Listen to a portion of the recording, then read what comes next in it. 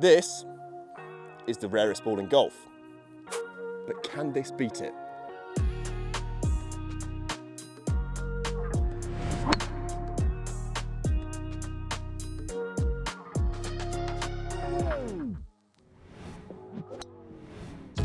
There's lots of things to test when you are comparing golf balls of a premium nature and also of a cheaper nature. What we're doing today is we're going to go off the tee on the fairway, chipping and putting.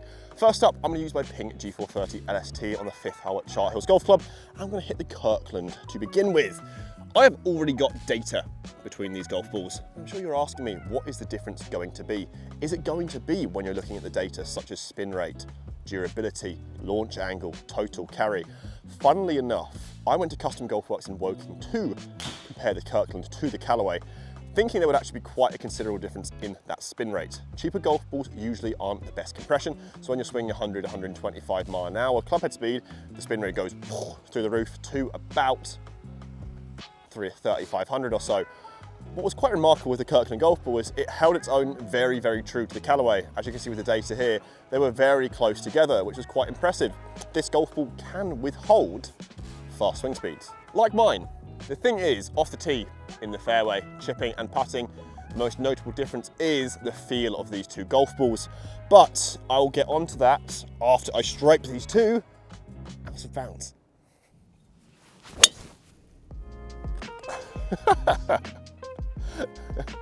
First swing of the day, everything hurt. That was so nice. That was so nice. I don't think Callaway can beat that, but we'll find out.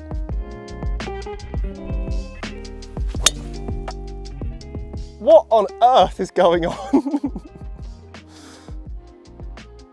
All right, well, the Callaway heard me calling it out and it responded pretty well. It wasn't the fastest swing in the world because I am a grandpa, but both balls down the middle. Let's go find them, because that was right out the screws there. We'll find them, see which one's further, and then talk about what it's like with irons, because there is a difference.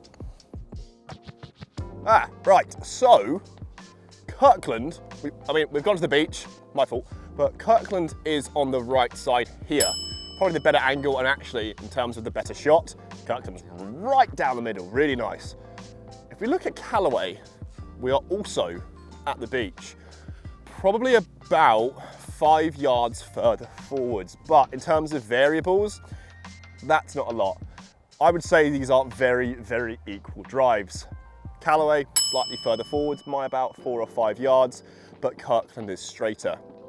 So, kind of balances out, which agrees with the data at Custom Golf Works. Let's now hit a 7-iron. So, I've taken these golf balls away from the bunker to the middle of the fairway. Why? Because, well, I'm not very good out of bunkers, but I wanted to hit like an 8 or a 7-iron. When I took these golf balls to Custom Golf Works in Woking, I clubbed up a little bit, and I actually noticed a difference in the data metrics. The Kirkland spanned by about 400 RPMs more.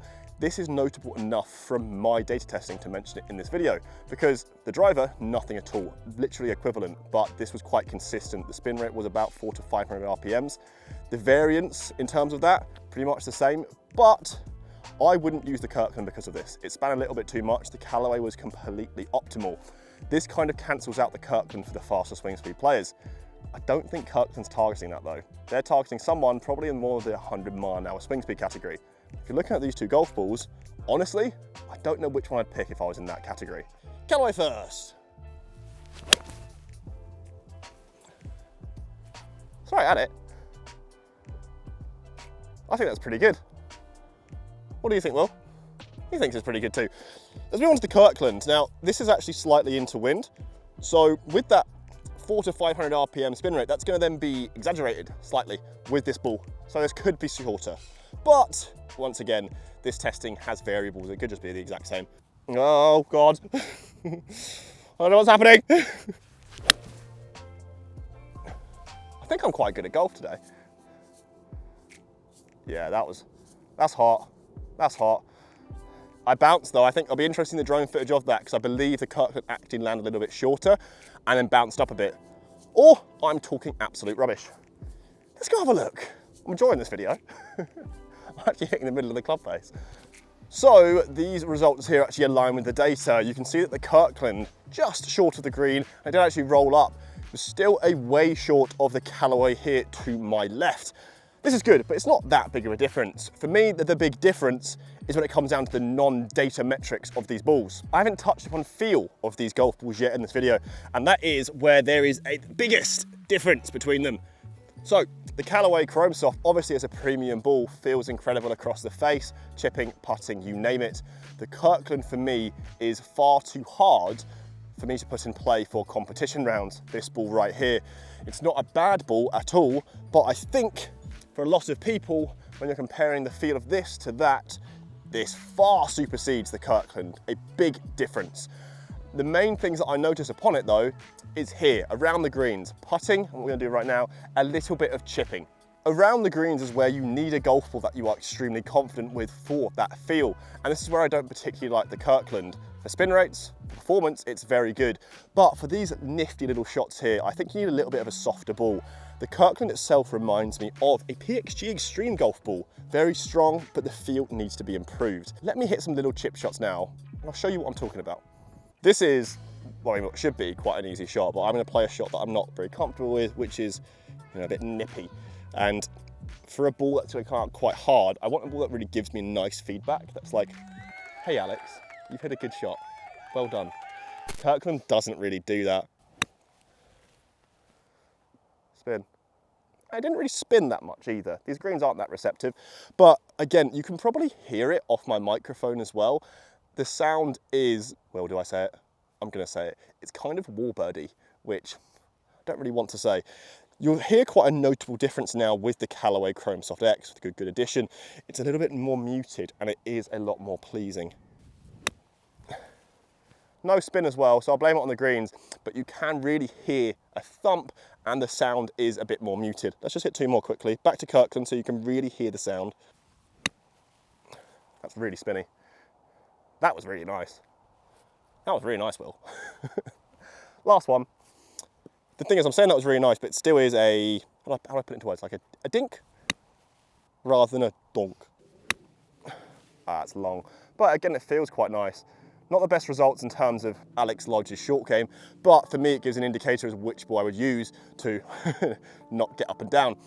Going up to the putting green, these thoughts continue, and there's another really important thing that I think separates these golf balls as well, durability. Durability is perhaps one of the most important things for everyday golfers because, well, we're all not made of money. We want to use a ball that lasts a long time. And unfortunately, Kirkland does let itself down slightly when you're comparing it to a 50-pound golf ball. It's not surprising, right? They're not the same price. I've been using the Kirkland golf balls. I've also been using the Callaway golf balls. The Callaways, I'm extremely impressed with the durability of them, especially with the Truvis markings and triple track markings. After a round of golf, I've got nothing. Whereas with Kirkland, what I'll show you here, is there is a ball which has a really big mark in it that I would consider now unusable after 18 holes of golf and a bit of chipping and putting. Now, this isn't the case for every single time, but it seems that the concentricity of the Kirkland golf balls is not as consistent as the Callaways, meaning that they won't be durable for the dozen that you get. How important is this? Well, to be honest, it's important enough to mention. But for a lot of everyday golfers who don't want to break the bank with balls such as Callaway, which now cost £50 a dozen rather than 40, eye-watering price, and these good ones are even more expensive, it's very important. But for someone like your average Joe, who plays off 18, likes playing 18 holes, doesn't want to break the bank, and I'll be honest with you, also loses a golf ball every 9 to 12 holes, well, why does it matter if a golf ball after 18, 36, 54 holes will be unusable? Because they would have lost it by then. It's a harsh truth, but let me know down in the comments what you think. There are differences in these golf balls from feel and durability, but the actual performance of both of them is incredibly similar, which I think is so impressive with Kirkland. Another thing as well is Kirkland actually have a brand new version of this golf ball out, and it's supposed to be even better. I was going to try and get my hands on it, but it's only in the States right now. And as you can tell by my accent, I am from the UK. So guys, if you want to see more of the Kirkland golf balls, more of Kirkland golf equipment, let me know down in the comments. And if you are new to Golf Magic, smash that subscribe button. We're nearing 20K, and God, I'll do something big when we hit 20K. Just you wait. Until the next video, guys, I'll see you later.